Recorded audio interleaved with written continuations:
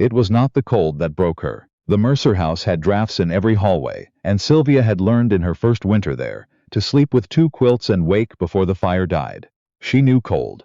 What she had not known how to name, until that Thursday evening in March of 1847, was the particular quality of silence that filled a room when the man you had married spoke about you as though you were furniture he had stopped noticing.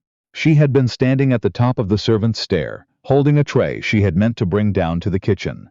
She had not meant to listen. She rarely meant to do anything in that house except move quietly from one task to the next, and hope that nothing she did attracted comment. But she heard him. Sylvia. That was her husband's voice, Randolph's voice, and the way he said her name, flat and almost amused, the way you might say the name of something mildly inconvenient, made her go still. She's adequate, I suppose. Keeps the place in order. But adequate is all she's ever going to be. You understand what I mean. There's no, and here he seemed to search for the word, and when he found it, he said it with such ease that she understood he had thought it before. No spark. Never was. I married a ledger, not a woman.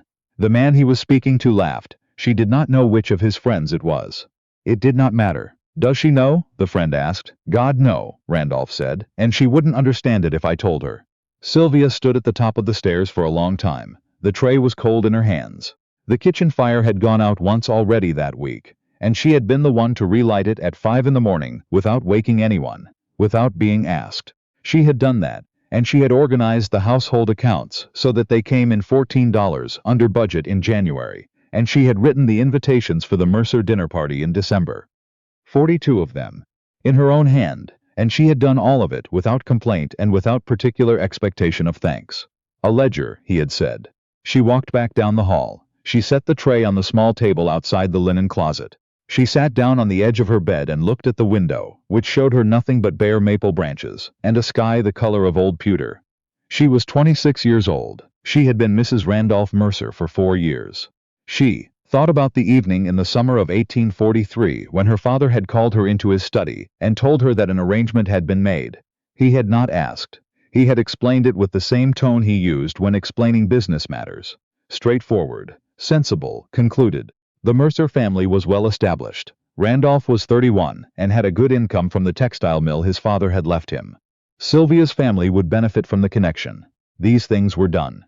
She would see. She had seen. She had spent 4 years seeing. She had watched Randolph conduct his business and his friendships and his evenings at the club. And she had managed his household and attended his dinners, and been, as he said, adequate. And she had told herself, because she had needed something to tell herself, that this was simply what marriage was. That the stories she had read as a girl were stories, not instruction. That warmth of the kind she had hoped for, not passion. She was not foolish enough to expect passion, just warmth. That this warmth simply took longer to develop in some marriages than others. 4 years, she had told herself. Give it 4 years. She looked at her hands in her lap, at the plain gold ring on her left hand, that she had worn without removing since the morning of her wedding day. She took it off. It was strange how light her hand felt without it. She had not expected that. She set the ring on the nightstand and looked at it for a moment, and then she opened the drawer and put it inside so she would not have to look at it anymore. She did not make a plan. She understood later that this was what people would find difficult to excuse. That she did not sit down and write out what she would do. That she did not consult a solicitor, or arrange for funds or secure a destination. She would hear this criticism eventually, from well-meaning people, who had never been the subject of that particular kind of dismissal, who had never stood at the top of a staircase and heard themselves reduced. You should have planned, they would tell her. You should have been sensible about it. What she did instead was go to the wardrobe and take out the dark wool traveling coat she had not worn since November, and put it on. She went to the small writing desk in the corner and opened the second drawer, where she kept the household pin money. There was $9.60. She took it all. She took the 3 additional dollars from the envelope at the back of the same drawer. Money she had been setting aside without particular intention for the past year. The way you set something aside when some part of you knows, even before the rest of you does, that you may need it. $12.60. She took a single bag, the small brown leather one she had used before her marriage, the one with her initials on the clasp, SW, the initials of the woman she had been before she became Mrs. Mercer, and she packed 2 dresses, her wool stockings, her Bible, the cameo brooch that had been her mother's. She looked around the room. She had lived in this room for 4 years. She did not feel anything in particular about leaving it. She went down the back stairs, which she knew did not creak. She went through the kitchen, which was empty, the fire banked low. She unlocked the back door. Outside, the night air was cold and sharp and clean, and the stars were entirely indifferent to her, in the way that stars are, which she found, for the first time, a comfort. She walked. It was 11 miles to the town of Hadley. She knew this because she had traveled it by carriage a dozen times and had once, out of some idle curiosity, asked the distance. 11 miles was a long way to walk alone at night on a road that was not always well maintained. She knew this too. She walked anyway. The road out of the Mercer property followed the Mill Creek for the first mile and then turned north toward the Hadley Pike. She had been walking perhaps 30 minutes, no more, when she heard wheels on the road behind her, and stepped to the verge and waited, her heart doing something unsteady in her chest. The cart slowed. "Ma'am." The voice was a woman's. "Are you all right?" The woman on the cart seat was perhaps 60, with a broad plain face and a practical expression, the kind of face that has seen a great deal and organized itself accordingly. There was a basket of early season greens in the back of the cart. She had clearly been to market in Harwick and was heading home. "I'm going to Hadley," Sylvia said. She did not explain further. She was not sure she could. The woman looked at her for a moment. She looked at the bag. She looked at Sylvia's face, and Sylvia did not know what she saw there, but whatever it was, the woman moved over on the cart seat and said, "Hadley's where I turn off. Get up." Her name was Mrs. Pruitt, not the Mrs. Pruitt from the list of names Sylvia knew socially, but a different one, a farmer's widow from the northern edge of the county, who asked no questions and offered no commentary, and drove in a steady, comfortable silence that Sylvia was more grateful for than she had words to express. When they reached the Hadley crossroads, Mrs. Pruitt set her down and said only, "There's a respectable boarding house on Elm Street, run by a woman named Mrs. Callard. Tell her Francis sent you." Then she clicked her tongue at the horse and drove on. Sylvia stood at the crossroads for a moment. It was past midnight, the town was quiet. She found Elm Street without much difficulty and found the boarding house. A narrow white clapboard building, with a lamp still burning in the front window, and knocked, feeling the strangeness of what she was doing more acutely than she had permitted herself to feel it on the road. The woman who opened the door was perhaps 45, with dark hair going gray at the temples and an expression that suggested she had answered the door at this hour before and had not been particularly surprised by it. "Mrs. Callard," Sylvia said, "Francis Pruitt sent me. I need a room." Mrs. Callard looked her over with the same thorough calm that Mrs. Pruitt had shown. $1 a week, she said, breakfast included. "Supper extra if you want it." "Yes," Sylvia said. "That's fine." The room she was given was on the second floor, small and very clean, with a washstand and a single window that looked out onto the elm trees that gave the street its name. The bed had a blue and white quilt on it. Sylvia sat down on the edge of it and realized her feet ached, and that she had not eaten since midday, and that she was, despite everything, still there. Still in her own body, still the person she had always been, the person who had apparently been present all along inside Mrs. Randolph Mercer without anyone, including, she admitted, herself, paying sufficient attention to her. She slept better than she had in months. In the morning she went downstairs and ate breakfast.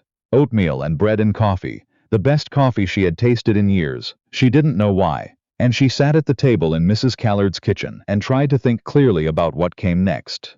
She had $11.60 remaining. She had no position. She had no one in Hadley she knew well enough to call on. She had technically a husband and a household 12 miles away, though that sentence felt less like a description of reality, and more like a description of a story she had been told about herself. "You sew?" Mrs.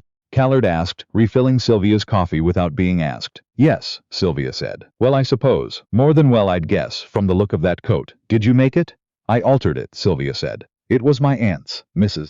Callard sat down across from her with her own coffee and folded her hands around the cup.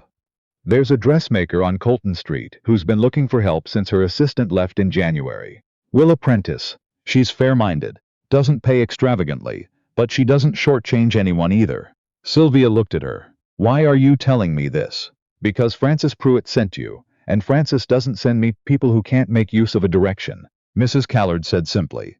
"Go see her this morning, before the 10 o'clock rush." She went to see her. Willa Prentice was a small, quick-moving woman in her late 30s who wore her brown hair pinned tightly and spoke with the directness of someone who had built her business herself and had no patience for circumlocution. She looked at Sylvia's coat and her hands, and then asked her to hem a length of pale blue silk that was lying across the cutting table. And Sylvia did, and Willa watched, and then she named a wage. "When can you start?" she said. "Tomorrow," Sylvia said. "Today," Willa said. "I'm behind." It was not elegant. That was the first thing Sylvia understood about her new life. It was not going to be elegant. She stood on her feet for 9 hours that first day, and her back ached in ways she had not known a back could ache. And the work was repetitive and precise and demanding, and she made 3 small errors in the afternoon that Willa corrected without drama and without cruelty, which was more than she had expected. She was paid at the end of the week. She held the money in her hand for a moment, before she put it in her pocket. It was not a large amount, it was hers. She had been in Hadley for 11 days when Randolph found her. She had known he would, not because she believed he wanted her back in any meaningful sense. She understood by now that what he wanted was the appearance of an intact household and the inconvenience of her absence resolved. But because Randolph Mercer was not a man who accepted things he had not decided. He did not lose things. He did not leave accounts unsettled. He arrived at the boarding house on a Wednesday afternoon, and Mrs. Callard, who was, Sylvia had come to understand, more formidable than her quiet manner suggested, told him that she had no information to share about her guests. He waited on the street. Sylvia came back from Willa's shop at 5:30, and saw him standing by the iron gate, and the sight of him produced in her not the fear she had expected but something much quieter and more definitive. She felt, looking at him across 30 feet of Elm Street, that she was looking at a closed chapter of her life. "Sylvia." He said her name the same way he always had. "Randolph, come home." He said this not as a request or even as a command, but as a statement of the obvious. Come home, because where else would she go? Come home, because this was a temporary irregularity. Come home, because she was, as he had described her to his friends, adequate, and adequate was sufficient for the purposes she served. "No," she said. He looked at her. He was not accustomed to that word from her. She had not been accustomed to saying it. "This is absurd," he said.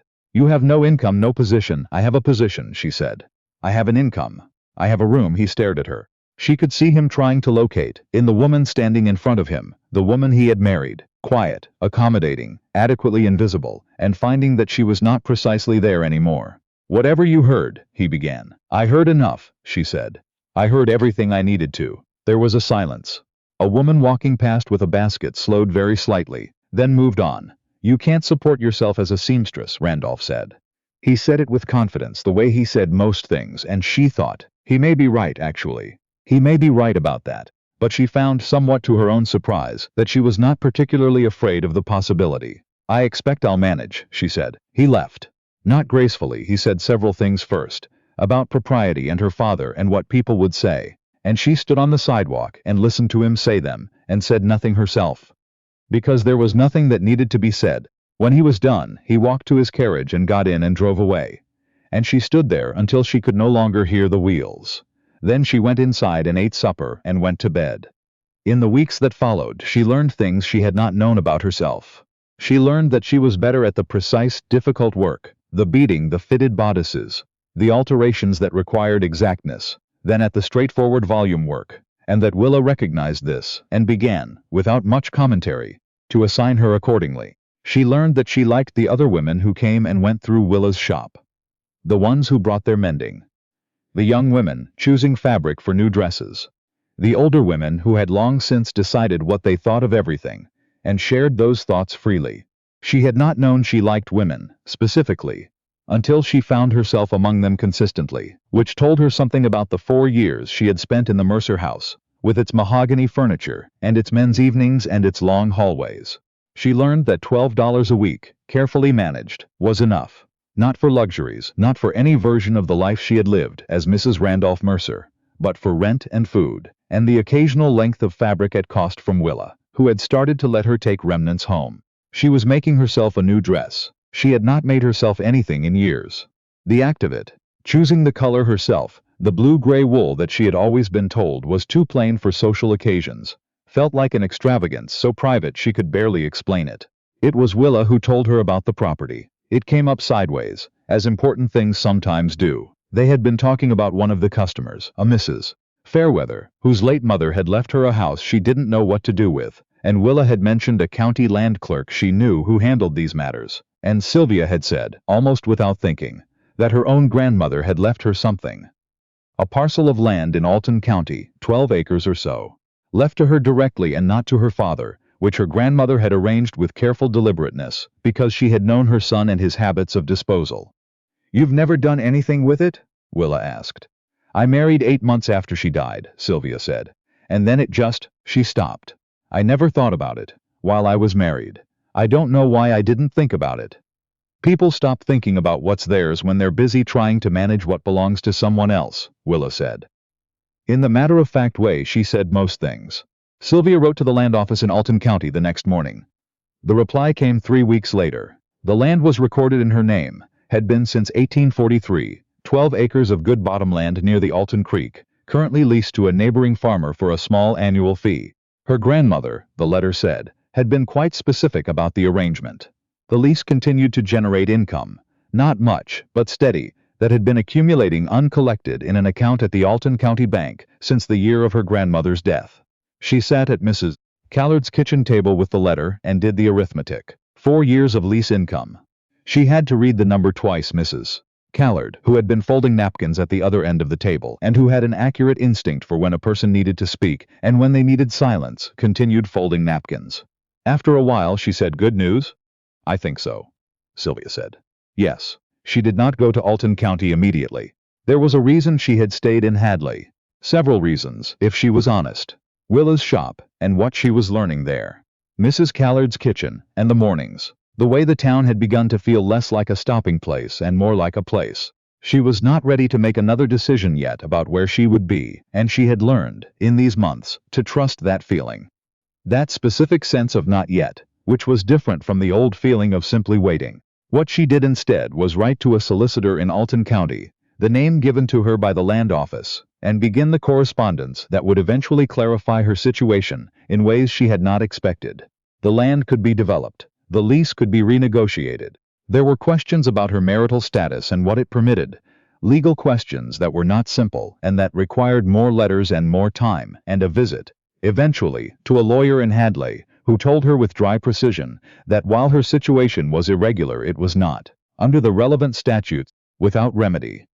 She was sitting in his office when he said this, and she was wearing the blue-gray dress she had made herself, and she had her small leather notebook open on her knee, where she was writing things down. And he looked at her over his spectacles, with an expression that was somewhere between respect and something he had not expected to feel in this particular meeting. "You've thought about this carefully," he said. "I'm still thinking about it," she said. But yes. She thought about it for the better part of a year. She thought about it while she hemmed and beaded, and altered, and learned, while she saved money and sent letters, and sat at Mrs. Callard's kitchen table in the mornings, with her coffee, and her small notebook, and her list of what she knew, and what she still needed to know. She thought about it the way she had never been permitted to think about anything in the Mercer house, which was slowly, carefully, in her own time, without anyone telling her when she was done. Willa gave her more responsibility and eventually, without ceremony, without being asked, simply because it was the obvious next thing, offered her a partnership in the shop. Not equal. 7-3 in Willa's favor, which was reasonable given that Willa had built the thing. But a partnership. Her name on the ledger, her opinion on the orders and the new assistant they needed to hire. "Think about it," Willa said. "I don't need to," Sylvia said. She went to Alton County the following spring.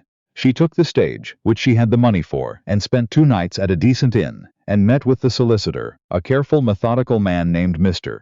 Aldrin, who had organized her grandmother's records with impressive thoroughness, and who walked her out to the land on a bright April morning when the creek was running high, and the bottom land was so green it was almost difficult to look at. 12 acres. Her grandmother had bought it herself 30 years ago, with money she had inherited from her own mother. A matrilineal chain of small, deliberate accumulations that had survived marriages and the preferences of men who would have disposed of it otherwise. Sylvia stood at the edge of it and felt something settle in her, some long-held tension she had been so accustomed to that she had stopped noticing it. "What do you want to do with it?" Mr. Aldrin asked. She told him. She did not do it all at once. That was not how it worked. Not for someone starting where she was starting, with what she had. She renegotiated the lease for better terms. She used the accumulated income for the first improvement, a small cottage on the eastern corner of the land, which she rented to a young schoolteacher who had recently arrived in the county and needed somewhere reasonable to live.